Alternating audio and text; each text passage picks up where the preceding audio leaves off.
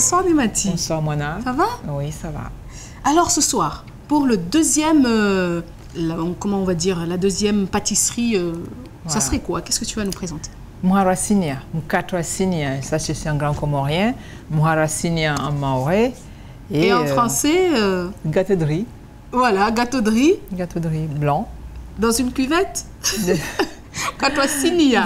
Parce qu'en fait, sinia, c'est un récipient. C'est un récipient, voilà. Ça indique un récipient un peu ouvert, un peu spacieux. Et creux, un petit peu. Un petit peu creux, voilà, qui va voilà, recevoir de la pâte pour la faire cuire. Voilà, la faire cuire. Alors, voilà, pour faire le mukatwassinia. Donc, on a besoin du riz, voilà, du lait au coco.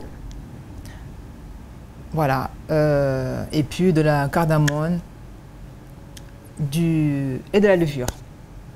Voilà, pour 1 kilo, là on va aller, hein, pour 1 kilo de muharassinia, ou mukatwassinia, voilà. Donc on a besoin de 1 kilo de riz blanc. Hein. On a besoin de 250 grammes de sucre. Voilà, on a besoin de 2 noix de coco, un peu généreuses, voilà. Et mais voilà. Et voilà les étapes. Voilà les étapes. Le riz, que fait-on du riz? Le riz, il faut le tremper, voilà, au moins 8 heures, pour qu'il soit s'imbibe vraiment de l'eau, quoi, voilà. Et après, ben, il faut le moudre, il faut l'écraser.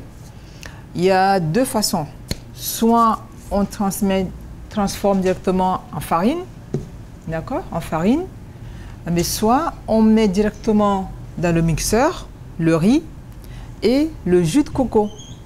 Après avoir râpé, bien sûr, hein, on râpe la coco, on récupère le jus et on le met dedans et on mélange. Maintenant, la consistance, c'est en fonction aussi du climat, de la saison. La saison sèche, il faut mettre moins.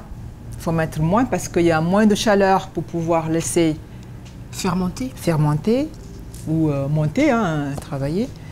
Et donc pendant la saison des pluies où il fait chaud, là il faut faire la pâte un peu plus épaisse.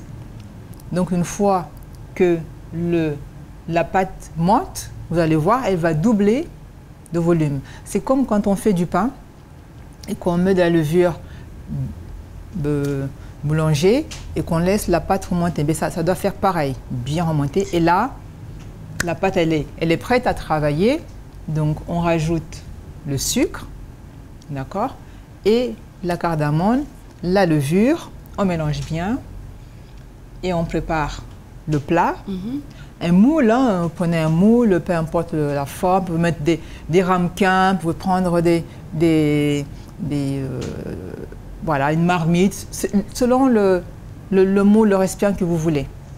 Vous huilez, bien sûr, il faut huiler tout ça, et vous versez dedans et vous mettez au four. Donc, regardez ce que ça donne. En fait, ça donne ça. C'est un peu moelleux. Enfin, c'est moelleux. C'est moelleux, hein. Ouais. Donc, à l'intérieur, quand vous ouvrez, voilà, c'est blanc. Donc, le riz, on voit le riz.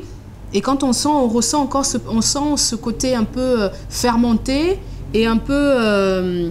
on ressent aussi le coco. Le coco. La levure, on ressent tout.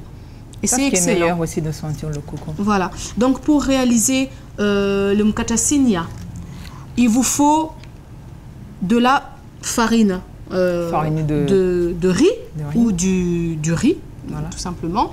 Il vous faut du lait de coco, du sucre et de la cardamome. Voilà. Après, vous pouvez aussi rajouter ce que vous voulez. Donc, ben voilà, hein, ça s'accompagne donc avec du thé. Avec du thé.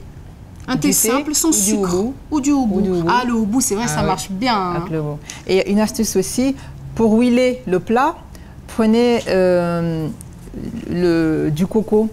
Du coco, le premier jus de coco, là, concentré et badigeonné dessus, huilez bien. Et ça donne un autre goût. Ah oui, c'est meilleur.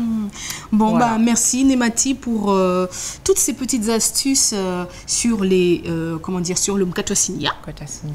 On se retrouve donc demain. Ne loupez pas les rendez-vous parce que je vous assure que ce qui suit n'est pas à négliger. Absolument pas. Allez. Faut pas rater. Au À revoir. Demain. À demain. Bisous. Ciao.